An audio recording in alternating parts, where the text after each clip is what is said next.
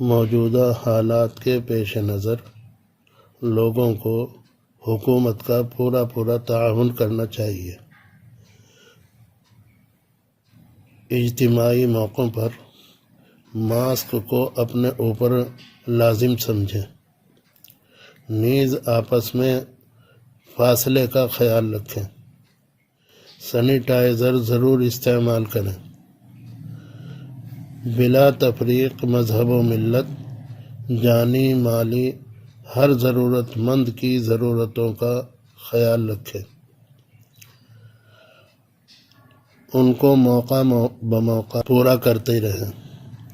اس وقت میں اللہ تبارک و تعالیٰ کی طرف رجوع کریں، استغفار، توبہ، انابت اللہ کی خاص طور پر ضرورت ہے۔ کم از کم 500 دفعہ لا حول ولا قوت الا باللہ اور 313 دفعہ لا الہ الا انت سبحانک انی کنت من الظالمین، اور ہر نماز کے بعد اللہم انا نجعلک فی نحورہم ونعوذ بک من شرورہم کم از کم 5 مرتبہ ضرور پڑھیں۔